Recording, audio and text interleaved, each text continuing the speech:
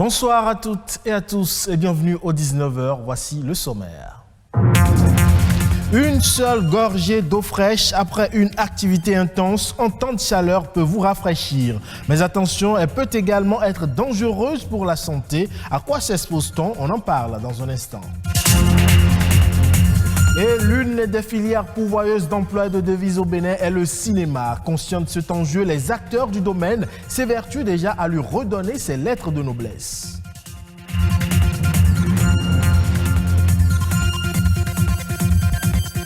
Enfin, la chanteuse Madou vient de mettre sur le marché du livre son ouvrage autobiographique « Mon parcours, un challenge perpétuel », une œuvre qui raconte son vécu depuis sa tendre enfance.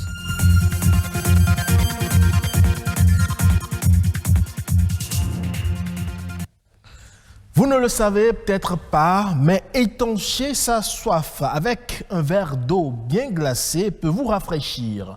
Mais cela est déconseillé par les médecins. Pourquoi? La consommation d'eau fraîche aurait des effets négatifs sur l'organisme allant jusqu'à causer des troubles sur la santé. Consommation de l'eau glacée et ses conséquences, c'est un reportage signé Samson Thiomon et Perspective Tout ça. Il y a 3 organes qu'il faut privilégier à les entretenir quand on veut consommer l'eau glacée. Il y a le cœur, le foie et le poumon. Ces 3 organes vitaux ne sont pas réceptifs à la consommation de l'eau glacée.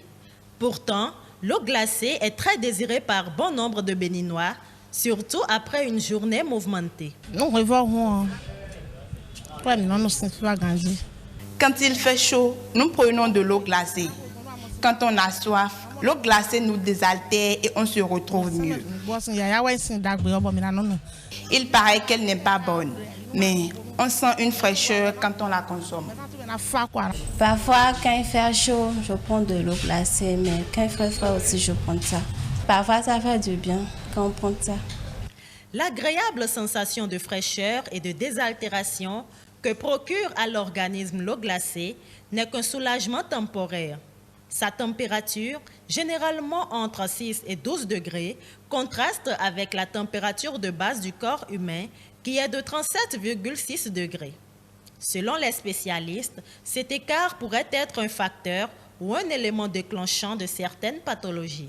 D'abord, celui qui prend tellement de l'eau glacée, il est exposé à l'obésité.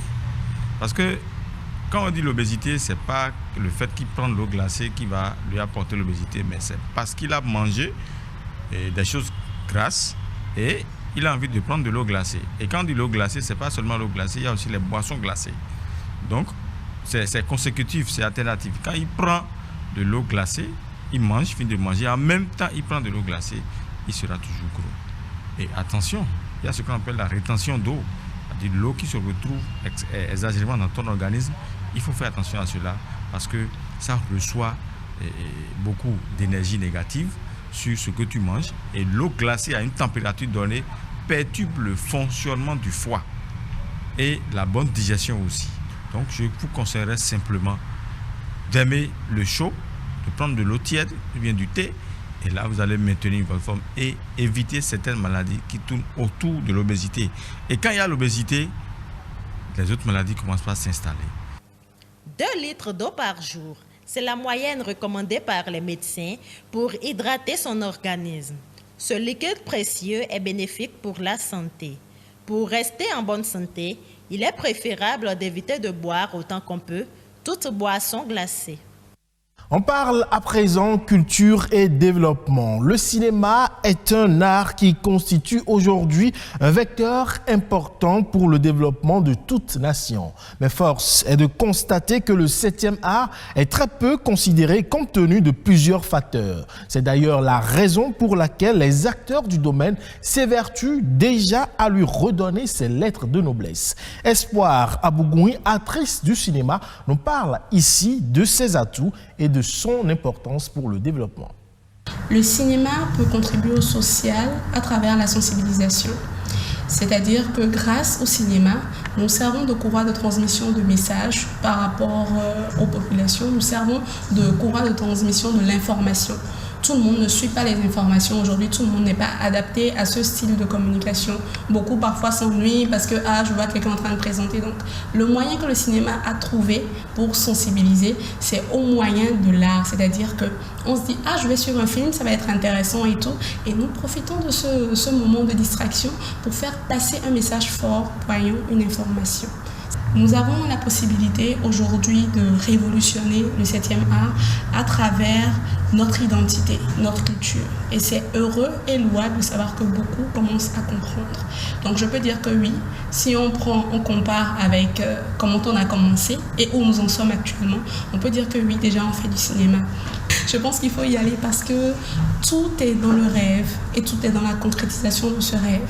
Si vous vous mettez à pied d'œuvre, vous actionnez la machine et que vous persévérez, vous allez y arriver et même que vous finirez par être nourri par cet art, par en vivre, ça deviendra un métier pour vous. Le jeune a tout intérêt à se lancer dans ce métier pour la simple raison que plus vite il commence, mieux c'est. Et plus il est jeune, plus il apprend et plus il s'impose. Alors oui, il faut se lancer dans le cinéma parce que par là on apprend beaucoup, par là on développe ses sens, par là on s'éveille et par là aussi on se découvre plusieurs facettes de personnalité. On améliore sa façon d'être et on apprend à être surtout humble et à travailler en équipe. Et parlant toujours de l'art au service du social, la chanteuse Madou a procédé vendredi dernier au lancement de son ouvrage autobiographique intitulé « Mon parcours, mon challenge perpétuel ». Un roman aux allures épistolaires qui retrace sa vie depuis son enfance et qui met en exergue ses expériences, les dits, les on-dits et les non-dits, avec tout ce que cela comporte comme défi. Suivons ce reportage réalisé par Wenceslas Awaimon et Daniel Josué Sousa. Un rêve qui devient enfin réalité.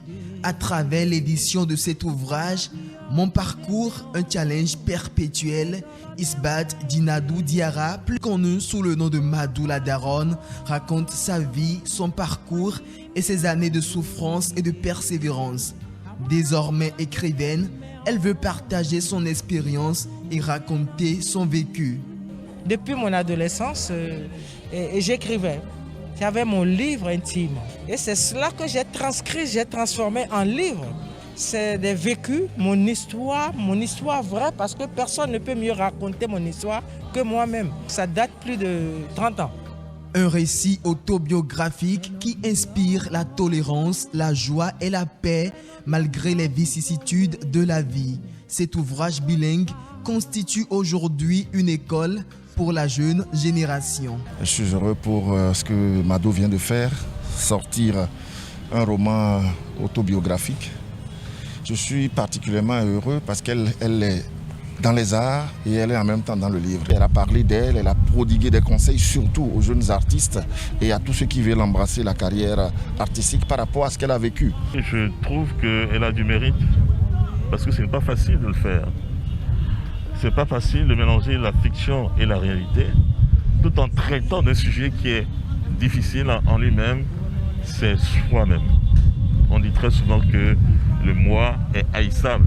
Ce qu'elle vient de faire là, ça va nous permettre à nous, nouvelle génération, de s'en inspirer, de trouver des réponses déjà à certaines problématiques qui peuvent se poser.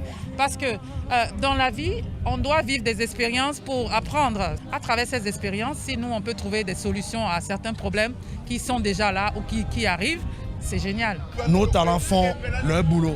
Et c'est ce que je viens de voir et je crois que je vais écrire aussi mon livre très bientôt. Et ça doit normalement servir de leçon à toutes les jeunes filles aujourd'hui qui font dans la même carrière, dans la chanson.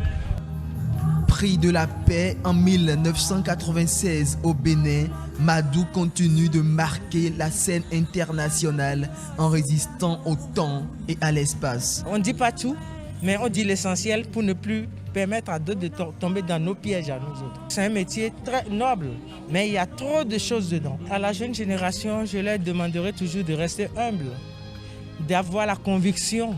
Quand on a un objectif, il faut se battre avec la tête pour l'obtenir, pour l'atteindre, et non autre chose. Les paroles s'envolent, mais les écrits restent. C'est ce que Madou vient de prouver à travers cette œuvre littéraire qui devient une mémoire pour la postérité. Et en nouvelle brève à présent, les États de l'Union économique et monétaire ouest-africaine (UEMOA) ont mobilisé en 2020 9 216,3 milliards de francs CFA sur le marché monétaire local de cette sous-région.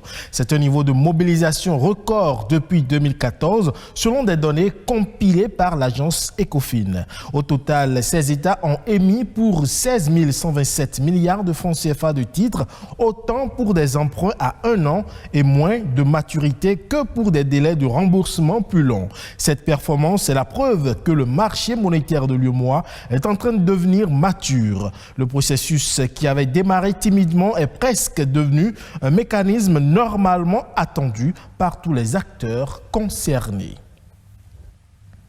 Et puis, du 21 au 29 décembre 2020, la Banque de développement des États de l'Afrique centrale a lancé un emprunt obligataire par appel public à l'épargne sur le marché financier de l'Afrique centrale. Pour un montant de 100 milliards de francs CFA, la collecte a été au-delà des espérances. Les détails.